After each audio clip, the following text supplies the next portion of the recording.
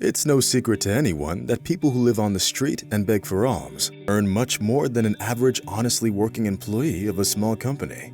It has been said more than once that beggars on the street are just pawns in the big games of the street mafia, for whom the pennies donated by compassionate people turn into impressive amounts. Ed Stafford, the man of our story today, set out to learn whether that's actually true or not. Ed is an avid traveler who loves all sorts of adventures and experiments.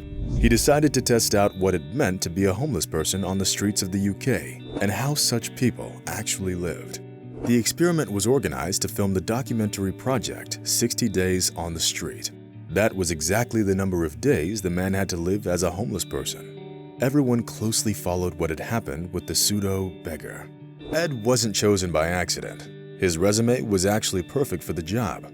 A former captain of the British Army, he was listed in the Guinness Book of Records for being the first person in the world to walk the path along the entire bed of the Amazon River. So, if he managed to survive in the impenetrable green jungle, he would definitely be able to handle the stone jungle. The streets seem harmless at first glance, but after living there for several months, Ed realized how wrong he was. There are literally wars going on over the best spots, while strangers aren't welcome there at all. Behind the homeless lifestyle hides the desire of getting easy money. Despite his experiment, Ed learned that homeless people in the UK earn about £200 per day, which is almost $243. Thus, it turned out that begging for alms is a rather lucrative undertaking. Moreover, one doesn't need to pay any taxes. On the contrary, the state provides the homeless with everything they need. That includes hot meals, overnight stays, and a medical examination once a year. And that's all for free. Well, not exactly. We pay for it with our taxes, of course. Sad, but true. What was even more surprising was that the team expected Ed to lose weight during the experiment, as they thought he wouldn't have enough food. However, the man came out of the experiment with an extra 5 kilograms.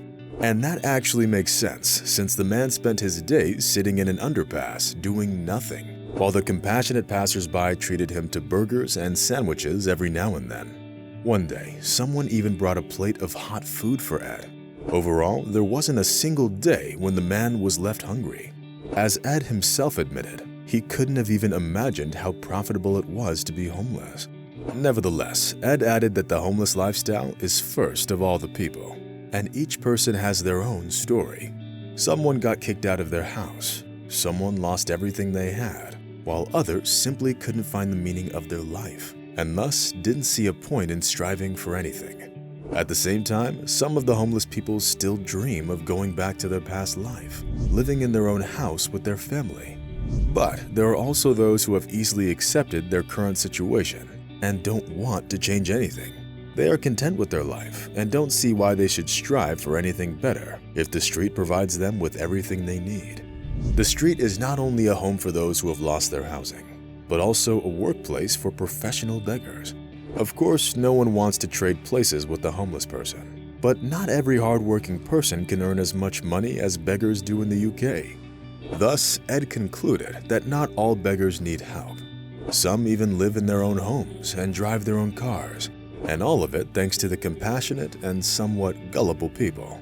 However, there are still those who do need real help, and of course, such people deserve to get it. Unfortunately, it's very hard to distinguish between the two. So, this was the unusual experiment that was conducted by a man aiming to get first-hand experience of life on the street. Friends, how do you personally feel about beggars on the street? Do you help them or simply pass them by? Be sure to let us know in the comments. And that's all for today. Hit the like button if you enjoyed the video, and see you soon. Bye.